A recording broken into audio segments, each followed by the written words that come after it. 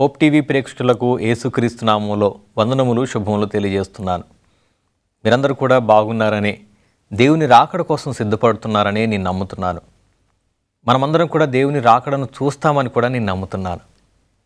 ఎందుకనంటే ఈ కార్యక్రమం మనం చూస్తున్నామనంటే ఇది కేవలం యాదృచ్ఛికమైంది మాత్రం కాదండి.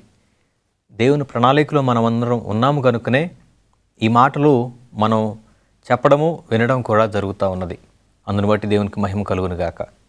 మనము గడిచిన ఎపిసోడ్స్లో రిలేషన్షిప్స్ గురించి, ఫ్రెండ్షిప్ గురించి, ఇతర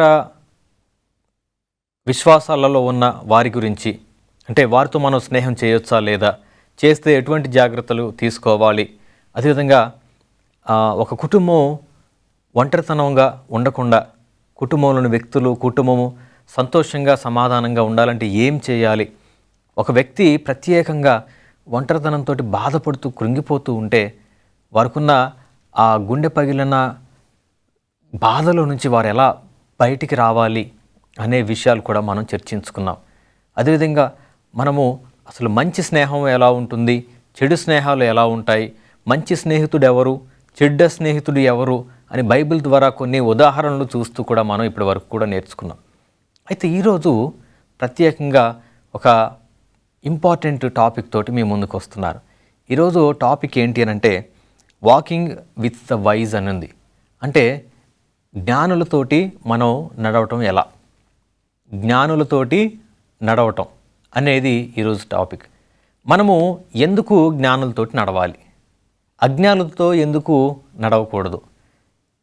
బైబిల్ మనకేం చెప్తుందంటే మీరు ఎవరితోటి కలిసి ఉంటే మీరు వాళ్ళలాగా మారతారనే విధంగా వాక్యం ఉంది. బైబిల్లో నుంచి కూడా చూసుకుందాం ఒక మాట. మనము సామెతలు 13వ అధ్యాయము 20వ వచనం మనం చూసినప్పుడు జ్ఞానుల సహవాసం చేయువాడు జ్ఞానము గలవాడగును అని రాయబడి ఉంది. అంటే జ్ఞానులతోటి మనం సహవాసం చేస్తే జ్ఞానులం అవుతున్నాం. ఒకవేళ అజ్ఞానులతోటి సహవాసం చేస్తే ఏమవుతుంది? అజ్ఞానులంగానే మారతాం మనం కూడా.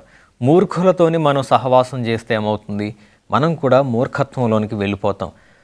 సౌమ్యులతోటి, మంచి వారితోటి మనం సహవాసం చేస్తే మంచి వాళ్ళగా మనం కూడా మారతాం.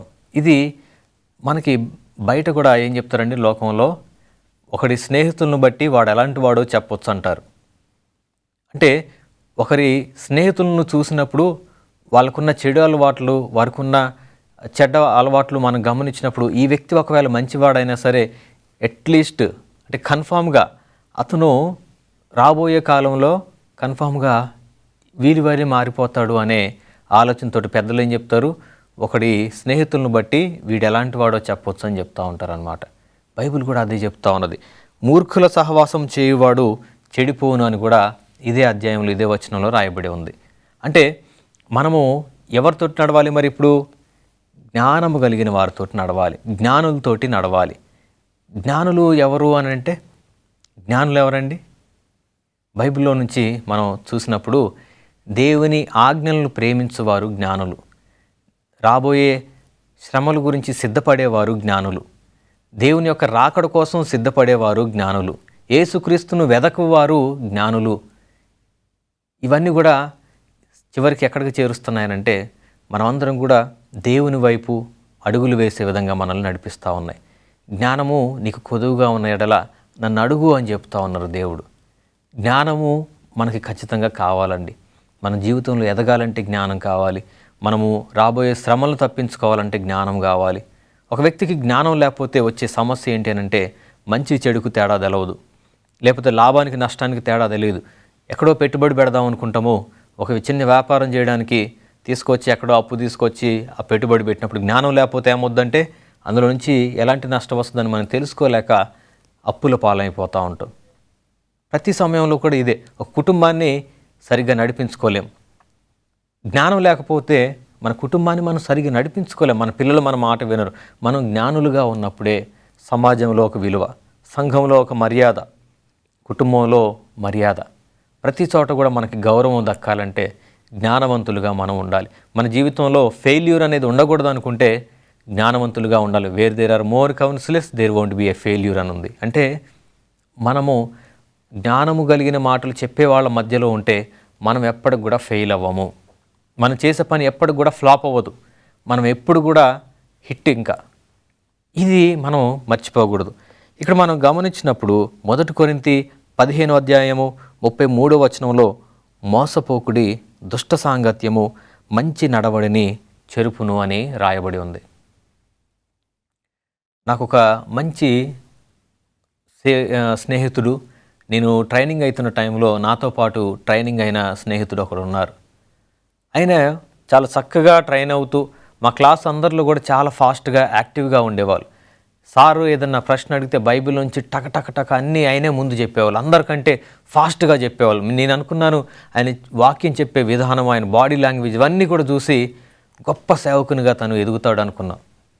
మేమందరం కూడా ఆయన మీద చాలా హోప్స్ పెట్టుకున్నాం. మా క్లాస్ వాళ్ళందరం కూడా మా క్లాస్ నుంచి ఒక మంచి బైబిల్ మెసేజర్ ఒక అతను బయలుదేరబోతా ఉన్నాడు. ఒక మంచి వక్త, దేవుని మార్గంలో నడుస్తూ దేవుని గురించి ప్రచారం చేయబోయే ఒక గొప్ప వక్త మా క్లాస్ నుంచి, మా ఫ్రెండ్స్ నుంచి ఒకరు రాబోతా ఉన్నారని మేమందరం అనుకున్నాం. కానీ కొన్ని రోజులకే, కొన్ని నెలలకే పరిస్థితి అంతా కూడా మారిపోయింది.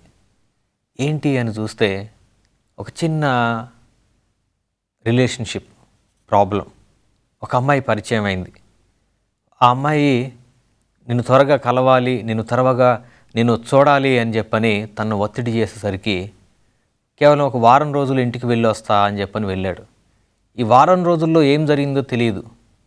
ఆయన మళ్ళీ కాలేజీకి రావడానికి నెల రోజులు పట్టింది. ఈ నెల రోజుల తర్వాత తను ఎందుకు వచ్చాడనంటే తన సామాన్లన్నీ కూడా తీసుకొని వెళ్ళడానికి వచ్చాడు.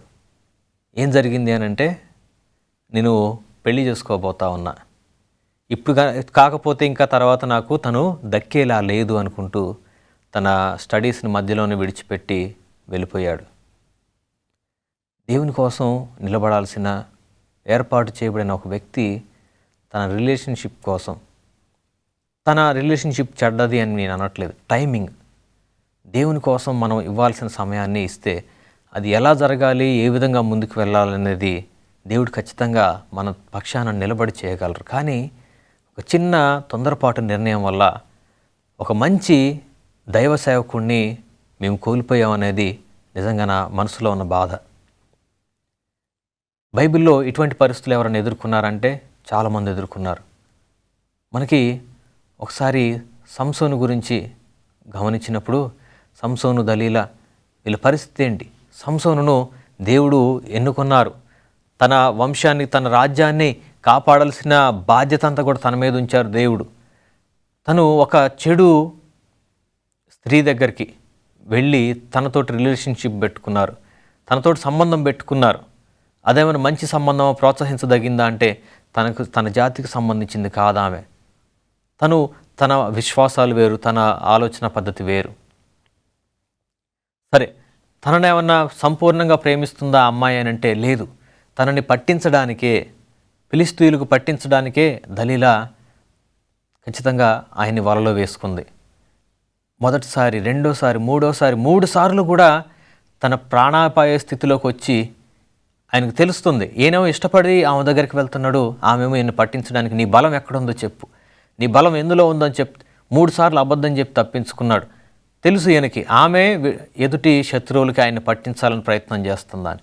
అందుకే చివరిలో ఏముంటుందంటే ఆయన చనిపోయే ఆలోచన తనలో వచ్చింది. తను బ్రతకడానికి విసిగిపోయాడని ఉంది. ఎందుకంటే తనను అంతగా పీడిస్తూ ఉన్నది. నీ బలం ఎక్కడుందో చెప్పు, బలం ఎక్కడుందో చెప్పండి. చివరికి చెప్తాడు, నా జుట్టులో నా బలం ఉందని. చెప్పిన వెంటనే జుట్టు కట్ చేస్తుంది, ఆయన బలం అంతా పోతుంది. అప్పుడు వచ్చి ఆయన పట్టుకొని మొదట ఏం చేశారు తెలుసా? ఆయన కనుగుడ్లు బీకేశారు. ఇంకా తను ఏమీ చూడలేని పరిస్థితి, గుడ్డివాడైపోయాడు. అందుకనే మనము ఏం చేస్తున్నామో దానికి తగిన పర్యవసానం మనం ఎదుర్కోవాల్సి వస్తుంది అనేది మనం మర్చిపోవద్దు. సౌలు పరిస్థితి చూడండి, తను ఎన్నుకున్న చెడు మార్గం. సౌలు ఒక్కరు కాదండి. ఇక్కడ మనం బైబిల్లో గమనించినప్పుడు సౌలు అనేకులతోటి, 1 కొరింథీ 11వ అధ్యాయము 1 నుంచి 4 వచనాలు చూస్తే అసలు ఈయన గురించి ఏముంటుందంటే, రాజు అయిన సొలొమోను గురించి చెప్తున్నాను. ఫరో కుమార్తెను గాక ఆ జనులలో ఇంకా అనేక మంది పరస్త్రీలను మోహించి కామాతురత కలిగిన వాడే వారిని ఉంచుకొనుచూ వచ్చెను. దేవునికి బాధ కలిగింది, ఖచ్చితంగా కలుగుద్ది. దేవుడు ఆయనకి కావలసినంత మందిని స్వేచ్ఛగా మ్యారేజ్ చేసుకోవడానికి అవకాశాన్ని కల్పించినప్పటికి కూడా దేవుడేమీ చేసుకోమని చెప్పలేదు, తను చేసుకుంటూ పోయాడు. అక్కడ మనం దేవుణ్ణి చెడ్డగా చూడాల్సిన అవసరం లేదు. దేవుని ఉద్దేశం ఎప్పుడు కూడా ఒక మనిషికి ఒక స్త్రీ ఉండటమే. అందుకనే 10 మంది అవ్వలను కాకుండా ఒకతే అవ్వమ్మను తయారు చేశారు, ఒక ఆదాముకి ఒక అవ్వ. కానీ ఇక్కడ సొలొమోను తన ఆనందం కోసం ఒకరిని తర్వాత ఒకరిని, అది కూడా ఎట్లాంటి ఇశ్రాయేలు దాటిపోయి ఫరో ఐగుప్తు దేశం, శత్రువులైన ఐగుప్తు దేశానికి సంబంధించిన వాళ్ళను కూడా, ఫరో కుమార్తెతో పాటు ఇంకా అనేకులను అని ఇక్కడ రాయి ఉంది. సుమారు 700 మంది ఉపపత్నులు, 300 మంది పత్నులు, మొత్తం కూడా 1000 మంది స్త్రీలను ఆయన పెళ్లి చేసుకున్నట్టు ఉంచుకున్నట్టుగా రాయబడి ఉన్నది. అంతమంది ఇన్ఫ్లుయెన్స్ ఆయన మీద ఉన్నది. ఒక్కొక్కరు వచ్చి ఏమేం చెప్తున్నారు, ఒకరేమో అమ్మోనీయుల దేవతలను, సీదోనియ హిత్తీయులు, వీళ్ళందరూ వీళ్ళ వైపు, వాళ్ళ దేవతల వైపు ఈయన మనసు తిప్పేశారు. సొలొమోను అంత జ్ఞాని చివరికి అజ్ఞానిగా మారిపోయాడు. ఆయనలో ఉన్న జ్ఞానం ఆయనకి ఏ విధమైన ఉపయోగం లేకుండా పోయింది. ఎందుకనంటే ఆయన దేవునికి వ్యతిరేకమైన నిర్ణయాలు తీసుకుంటూ దేవునికి ఇష్టం లేని మార్గంలో వెళ్ళారు. ఆయన దేవుడు ఏర్పాటు చేసిన విధంగా ఒక స్త్రీని చేసుకొని తనతోనే జీవితం గడిపుండుంటే నిజంగా ఆయన ఎప్పటికీ కూడా దేవునికి యథార్థుడిగా ఉండేవాడు. కానీ ఎప్పుడైతే తను తప్పుడు అడుగులు వేస్తూ ఉన్నాడో, ఒకరిని దాటి ఇంకొకరి దగ్గరికి వెళ్ళి అక్కడితో ఆగలేదండి, ఒకరి తర్వాత అలవాటు పడిపోయాడు. కామాతురత కలిగిన వాడై వారిని ఉంచుకొనుచూ వచ్చెను అని ఉన్నది. ఇంకా పెళ్లి కూడా చేసుకోవట్లా, ఉంచుకోవడం మొదలుపెట్టాడు. ఎంత దారుణమైన నీచమైన స్థితికి వెళ్ళిపోయాడు ఆయన. తద్వారా తన జ్ఞానం అంతా కూడా కోల్పోయి తనని ఇతరులు ఇన్ఫ్లుయెన్స్ చేసే స్థాయికి ఆయన దిగజారిపోయాడు. ఒకప్పుడు ఈయన మాటల కోసం, ఈయన చేసే మాటలు, చెప్పే బోధల కోసం అనేకులు పక్క దేశాల నుంచి కూడా వచ్చి చూశారు. అట్లాంటిది తను ఉంచుకున్న భార్యలు, తను కట్టుకున్న భార్యలు తను ఇన్ఫ్లుయెన్స్ చేసి ఒక పిచ్చివాడిలాగా తను మారిపోయాడు. ఏ ఒక్క దేవతకో దేవుడికో తను దాసుడుగా లేడు. అనేకులను పూజిస్తూ, వందల కొద్ది వేల కొద్ది మందిని పూజ చేస్తూ ఆయన దేవునికి, నిజమైన దేవుడిని ఆయన మర్చిపోయిన స్థితి, యథార్థతను కోల్పోయిన స్థితిలో ఆయన చివరికి దేవునికి ఇష్టం లేని పరిస్థితుల్లో ఆయన మిగిలిపోయాడు. మనము ఎంచుకుంటున్న ఫ్రెండ్షిప్ అది కూడా మన అలాగే మారుస్తుందండి. మన ఫ్రెండ్స్ మన లైఫ్ని మార్చగలరంటే మీరు నమ్ముతారా? మన లైఫ్ పైన మన ఫ్రెండ్స్ ఇంపాక్ట్ ఎంత ఉంటుందంటే, మన ప్రజెంట్స్ని వారు మార్చగలరు. ప్రజెంట్ మన ఈ లైఫ్ స్టైల్ని మార్చగలరు మన స్నేహితులు. మన భవిష్యత్తును కూడా వాళ్ళు మార్చగలరు. అందుకనే స్నేహితులు తయారవుతున్నప్పుడు మనం చాలా అంటే చాలా జాగ్రత్తగా ఉండాలి. అందుకనే ఇంకా ఇక్కడ ఏమున్నదంటే, మనం ఎవరి మధ్యలో ఉంటామో ఎవరికి ఎక్కువగా ఫోకస్ అవుతూ ఉంటామో వాళ్ళలాగా మనం మారిపోవడానికి 100% అవకాశం ఉంది. గమనించండి, మనం ఎవరి మధ్యలో ఎక్కువగా ఉంటూ ఎవరితో ఎక్కువగా సమయం గడుపుతూ ఉంటే వాళ్ళలాగా మనం మారిపోతాం. నార్త్ ఈస్ట్ స్టేట్స్లో మనం ఎక్కువ రోజులు ఉంటూ ఉంటే వాళ్ళలాంటి ఆహారపు అలవాట్లు మనకు వస్తాయి. అదేవిధంగా అక్కడికి వెళ్ళి మనం ఎక్కువగా వాళ్ళతోటి మాట్లాడుతూ ఉంటే వాళ్ళలాంటి భాష, వాళ్ళలాంటి వేషధారణ చేసుకోవడానికి మనం ఇష్టపడతాం. ఒకప్పుడు వాళ్ళని మనం ఇష్టపడకపోయి ఉండొచ్చు, కానీ క్రమంగా వాళ్ళని మనం ఇష్టపడడం మొదలు పెడతాం.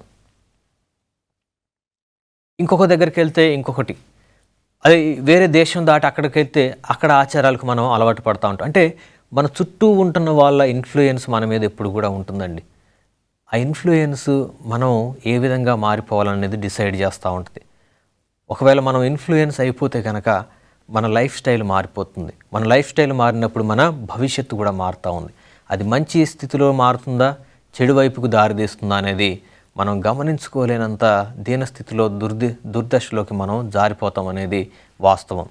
అందుకనే మొదటిలోనే మనం ఎవరి మధ్యలో ఉంటున్నాము, ఎలాంటి వారిని మన స్నేహితులుగా అంగీకరిస్తున్నాం అనేది మనం జ్ఞాపకం ఉంచుకోవాలి. అఫ్కోర్స్ పౌలు, అపోస్తలులు, యేసుక్రీస్తు, తోమ, వీళ్ళందరూ మనం గమనించినప్పుడు యేసుక్రీస్తు అయితే పాపులతోనే గడిపారు. అంత మాత్రాన తను పాపము చేయలేదు. యేసుక్రీస్తు వ్యభిచారులతో గడిపారు, తను వ్యభిచారం చేయలేదు. తనేమి, తనలో ఏ పాపం లేదు. మన పాపాలు తను మోశారు, భరించారు. మన పాపాల కోసం ఆయన శిక్షను అనుభవించారు. కానీ యేసుక్రీస్తు ఎప్పుడు కూడా పాపము చేయలేదు, తప్పే చేయలేదు, చిన్న అబద్ధం కూడా చెప్పలేదు ఆయన. అంటే మనము ఇతరులను ఇన్ఫ్లుయెన్స్ చేయాలి, కానీ ఇతరుల ఇన్ఫ్లుయెన్స్ మన మీద ఉండకూడదని మనం అర్థం చేసుకోవాలి. అపోస్తులుడైన పౌలు అన్ని దేశాలు తిరుగుతూ, ఐరోపా ఖండమంతా కూడా తిరుగుతూ ఆయన సువార్త చేస్తూ వచ్చారు. కానీ అక్కడ ఉన్న వాళ్ళు ఎవరు కూడా తనని ఇన్ఫ్లుయెన్స్ చేయలేదు. ఆయనకు మంచి స్నేహితులు ఏర్పడ్డారు. ఈయన ఇన్ఫ్లుయెన్స్ తోటి సేవకులుగా మారిన వారు ఉన్నారు. ఈయన మాటలతో, ఈయన బోధలతోటి, ఈయన క్యారెక్టరిస్టిక్స్ తోటి యేసుక్రీస్తును తెలుసుకున్న వారు ఉన్నారు. అంతేగాని ఈయన వాళ్ళలాగా మారిపోలేదండి. మనం నిజమైన దేవుని పిల్లలం కనుక, నిజమైన దేవుడు మన తండ్రి కనుక, మన రక్షకుడు కనుక, నిజమైన దేవుణ్ణి మనం మన క్యారెక్టర్ ద్వారా ఇతరులకు మనం పరిచయం చేయగలగాలి. మన మాట తీరు, మన లైఫ్ స్టైల్, ప్రతిదీ కూడా మనం వేసుకుంటున్న బట్టల దగ్గర నుంచి ప్రతిదీ యేసుక్రీస్తుని రిప్రజెంట్ చేసేదిగా ఉండాలి. మనం గమనించినప్పుడు దానియేలు తన ముగ్గురు స్నేహితులు షడ్రకు, మేషకు, అబేద్నెగో వీళ్ళని తీసుకువెళ్ళి బబులోన్లో పెట్టారు. బానిసల్లో వీళ్ళు కూడా ఉన్నారు. ఈ నలుగురిని మిగతా వారితో పాటుగా భోజనం పెట్టబోతా ఉంటే లేదు లేదు లేదు మేము ప్రత్యేకించబడ్డ వాళ్ళం, మేము ప్రత్యేకంగా ఆహారం తింటాము, అందరిలాగా మాకు హైఫై భోజనం ఏమొద్దు, ఏదో గొప్పగా చికెన్లు మటన్లు ఏమొద్దు, మాకు వెజిటబుల్స్ తోటి చాలు. అప్పుడు వాళ్ళ మీద ఉన్న అధికారికి భయమైంది. అయ్యో మీ ముఖాలు వాడిపోతే పరిస్థితి ఏంటి, రాజుగారు నన్ను క్షమించరు, ఆ శిక్ష నా మీదకి వస్తుంది, అయ్యో నేను ఒప్పుకోను. అప్పుడు మళ్ళీ బ్రతిలాడుతున్నారు నలుగురు కలిసి, లేదయ్యా మేము ఆరోగ్యంగానే ఉంటాము, మా దేవుడు మాకు ఇచ్చిన ఆజ్ఞ ప్రకారంగానే మేము భోజనం చేస్తాము, మా దేవుడు మమ్మల్ని ఎక్కడున్నా కానీ ఆరోగ్యంగానే ఉంచుతారు, ఇతరుల వల్లే మేము తినాల్సిన అవసరం లేదని చెప్పారు. 10 రోజులు టెస్ట్ టైం చూస్తే మిగిలిన వారికంటే కూడా వీరు తిన్న భోజనాన్ని బట్టి, వీరు తిన్న ఈ ఆహార పదార్థాలను బట్టి, రోజు అక్కడున్న అపరిశుద్ధ ఆహారం తిన్న వారికంటే కూడా వీరు గొప్ప ఆరోగ్యవంతులుగాను, ముఖంలో తేజస్సుతోనే గొప్ప జ్ఞానులుగాను వీరు కనిపించేసరికి అక్కడున్న వారందరికీ వీరు ఒక సాక్ష్యంగా నిలబడ్డారు. దానియేలు తన స్నేహితులు ఎప్పుడు కూడా అక్కడ పరిస్థితులకు ఇన్ఫ్లుయెన్స్కి లోన్ అవ్వలేదండి. అక్కడ పరిస్థితులకు ఎప్పుడు కూడా లొంగిపోలేదు. మనం కూడా ఎక్కడ ఉన్నా సరే యేసుక్రీస్తును రిప్రజెంట్ చేసేవాళ్ళుగా ఉండాలి. మనము ఏ ప్రాంతంలో ఉన్నా, ఎలాంటి వారి మధ్యలో ఉన్నా మన ద్వారా ఇతరులు దేవుణ్ణి తెలుసుకోవాలి, కానీ వాళ్ళలాగా మనం మారిపోకూడదు. తోమా భారతదేశానికి వచ్చినప్పుడు ఆయన అగ్రకులస్తుల మధ్యలో, పైగా బ్రాహ్మణుల మధ్యలో ఆయన ఉండి సువార్తను పరిచయం చేస్తూ వచ్చారు. ఆయన ద్వారా మలబార్ రీజియన్ అంతా కూడా, ఈ కోస్టల్ లైన్ అంతా కూడా, సౌత్ ఇండియా అంతా కూడా సువార్తను విన్నారు. ఆయన ఎవరి దగ్గర ఉన్నారంటే అగ్రహారంలో తన నివాసం. వాళ్ళలాగానే డ్రెస్సింగ్ చేసుకున్నారు, కానీ వాళ్ళ ఆచారాల కంటే ఎక్కువగా ఈయన ఆచారాన్నే వాళ్ళకి పరిచయం చేశాడు. ఈయన నమ్మకాన్ని, ఈయన విశ్వాసాన్ని వాళ్ళకి పరిచయం చేశాడు. నిజమైన దేవుణ్ణి అక్కడ ఉన్న వాళ్ళకి పరిచయం చేసినప్పుడు చాలామంది దేవుని, యేసుక్రీస్తుని వ్యతిరేకించేవారు సైతము యేసుక్రీస్తుని ప్రేమించడం మొదలుపెట్టారు. యేసుక్రీస్తు అంటే ఎవరో తెలియని వాళ్ళు కూడా యేసుక్రీస్తుకు తమ జీవితాలను సమర్పించారు. యేసుక్రీస్తును నిజమైన దేవుణ్ణి తెలుసుకున్నారు. అది తట్టుకోలేకనే మరికొందరు ఆయన్ని చంపడం జరిగింది. మనం ఎక్కడున్నా సరే యేసుక్రీస్తుకు హతసాక్షులుగా ఉండటానికైనా సరే మనం సిద్ధపడాలి, కానీ చిన్న చిన్న వాటికి భయపడు, లేకపోతే అక్కడ ఉన్న వాటి మీద మోజు కలిగో మనం ఆతృతతోటి ఎప్పుడు కూడా ఇతరుల వల్లే మనం మారిపోకూడదు అనేది జ్ఞాపకం ఉంచుకోవాలి. మనం కొంచెం ముందుకు వెళ్ళినప్పుడు సామెతలు 27:17లో ఇనుము చేత ఇనుము పదునగునట్లు ఒకడు తన చెలికానికి వివేకం పుట్టించును అనే మాట మనం చూస్తూ ఉన్నాం. ఇద్దరు ఇనుములాగా ఉండాలి. ఒక ఇనుము ఇంకొక ఇనుమును పదును చేయాలి. ఒక మంచి స్నేహితుడు, దృఢమైన, బలమైన, జ్ఞానవంతుడైన, షార్పుగా ఉండే స్నేహితుడు ఇంకొక స్నేహితుడిని షార్పుగా మార్చాలి, పదునుగా మార్చాలి. మాటల విషయంలో, ఆలోచన విషయంలో, ఉన్నతమైన విలువల వైపు ఒక స్నేహితుడిని మోటివేట్ చేయాలి. నేను కాలేజీలో చదువుతున్నప్పుడు నాకు కూడా కొన్ని తెలియదు. నేను అక్కడ హాస్టల్లో ఎలా ఉండాలి, నేను ఎలా చదువుకోవాలి అనేది తెలియదు. బైబిల్ థియాలజీ గురించి నాకు అసలు నాలెడ్జ్ ఏం లేదు. అక్కడికి వెళ్ళినప్పుడు భయంగా వెళ్ళాను. నాకు ప్రశాంత్ జేకబ్ అని ఒక స్నేహితుడు పరిచయం అయ్యాడు కేరళ నుండి. నాకు తెలియని ఎన్నో విషయాలు తను నేర్పిస్తూ వచ్చాడు నాకు. తన వల్ల నేను చాలా నేర్చుకున్నాను. తర్వాత క్రిస్టియన్ ఇంకా ఇతరులు చాలామంది నాకు విషయాలు నేర్పిస్తూ వచ్చారు. మొదటి నుంచి అడ్వెంటిస్ట్గా ఉన్న వాళ్ళు కొత్తగా అడ్వెంటిస్ట్గా మారిన నాకు చాలా విషయాలు బోధించారు. ఒక్కొక్కటి నేను తెలుసుకుంటున్నప్పుడు ఆశ్చర్యపోయా. క్లాసులో ఏదైనా తెలియనప్పుడు కూడా నాకు వాళ్ళు నేర్పించారు. నాకు ఇంగ్లీష్లో మాట్లాడడం కూడా రాదు, పూర్తి స్థాయిలో జ్ఞానం లేదు. వాళ్ళతో మాట్లాడుతూ నేను ఏదైనా తప్పులు మాట్లాడుతున్నప్పుడు నన్ను సరిచేస్తూ నాకు నేర్పిస్తూ రావడం వల్ల నేను దేవుని కృపను బట్టి ఇంగ్లీష్లో కూడా వాక్యం చెప్పగలుగుతున్నా. దేవుని కృపను బట్టి ఆ ఇంగ్లీష్ను బట్టి నేను ఇతర దేశాలకు కూడా వెళ్ళడానికి దేవుడు నన్ను అవకాశం ఇచ్చారు. నేను నా భార్య ఇతర దేశాలకు కూడా వెళ్ళి మా సాక్ష్యాన్ని, మేము ఎలా అడ్వెంటిస్టులుగా మారాము, ఎలా దేవుని పరిచర్య చేస్తూ ఉన్నామనే సాక్ష్యాన్ని అనేకులతోటి పంచుకోవడానికి దేవుడు మాకు అవకాశం ఇచ్చారు. ఒక పదునైన స్నేహితుడు నన్ను పదునైన వస్తువుగా మార్చడానికి సహాయపడ్డారు. దానికి నేనే సాక్ష్యం. ఇంకా మనం ముందుకు వెళ్ళినప్పుడు ఇక్కడ సమూయేలు మొదటి గ్రంథము 23:16-18 వరకు చూసినప్పుడు యోనాతాను దావీదు బాగా కృంగిపోయి ఒంటరిని అనే సమయంలో చాలా ఎంకరేజ్ చేయడం మనం చూస్తున్నాం. యోనాతాను దావీదు వనంలో ఉన్నప్పుడు చూసి, నువ్వు భయపడొద్దు, నువ్వు ధైర్యం తెచ్చుకో, దేవుడు నీ పట్ల ఒక ప్రణాళిక కలిగి ఉన్నాడు, అది ఖచ్చితంగా నెరవేరి తీరుతుంది, అది ఎట్ ఎనీ కాస్ట్ ఖచ్చితంగా జరిగి తీరుతుందని చెప్తున్నప్పుడు దావీదులో మళ్ళీ ధైర్యం చిగురించిందండి. దావీదు అప్పటికి యవ్వనస్తుడే, యోనాతాను పెద్దవాడు, కానీ దావీదు యవ్వనస్తుడు. తనను బలపరుస్తున్నప్పుడు తనలో ఉన్న భయాన్ని విడిచిపెట్టాడు, దేవుని మీద ఆధారపడడం నేర్చుకున్నాడు. ఇంకా ఎక్కువగా మొదటి కంటే కూడా ఇంకా బలంగా దేవుని మీద ఆధారపడుతూ ముందుకు వెళ్ళాడు.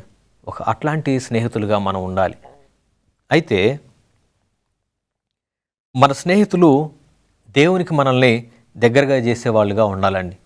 మన స్నేహితులు ఒకవేళ మనల్ని దేవుని నుంచి దూరం చేసేటట్లయితే మనం నిజంగా జాగ్రత్త పడాలి. లూకాసు వార్త 6వ అధ్యాయము 31వ వచనంలో ఈ విధంగా రాయబడి ఉంది. మనుషులు మీకెలాగూ చేయవలనని మీరు కోరుదురో అలాగూ మీరును వారికి చేయుడి. మనుషులు మనల్ని ఎలా ట్రీట్ చేయాలో ముందు మనం ఇతరులను ట్రీట్ చేయాలని అక్కడ ఉంది. అంటే మన విశ్వాసాన్ని ఇతరులు గౌరవించాలని మనం అనుకుంటాం కదా. క్రైస్తవ విశ్వాసాన్ని ఇతరులు గౌరవించాలనుకుంటాం. అప్పుడు మనం ఏం చేయాలి? ఎదుటివారి విశ్వాసాన్ని మనం కూడా గౌరవించడం నేర్చుకోవాలి. ఎదుటివారిని మనం కామెంట్ చేస్తూ ఉంటాం, వాళ్ళు పాపులు అంటాం, నీచులు అంటాం, క్రూరులు అంటాం, మూర్ఖులు అంటాం. వాస్తవంగా ఇవనేటోళ్ళే మూర్ఖులు, ఇలాంటి మాటలు వాడేవాళ్ళే నీచులు, పాపులు. దేవుడు ఎవరికి జడ్జి చేయడానికి, ఇతరులను తీర్పు తీర్చడానికి మనకి అవకాశం ఇవ్వలేదు. తీర్పు తీర్చే పని దూతలది, ఆయనది. ఆయన రాకడలో అది దేవుని పని. అది మనం దేవుడి అంతటి నీతిమంతులం కాదు. మనము ఇతరులను గౌరవిద్దాము, ఇతర మతస్థుల వారి ఆచారాలను మనం గౌరవిద్దాము. అప్పుడు వారు మనల్ని గౌరవిస్తారు. తద్వారా మనం నిజమైన దేవుడిని వారికి పరిచయం చేయడానికి అవకాశం ఉంటుంది. దేవుడు మనల్ని అందరినీ దీవించును కాక.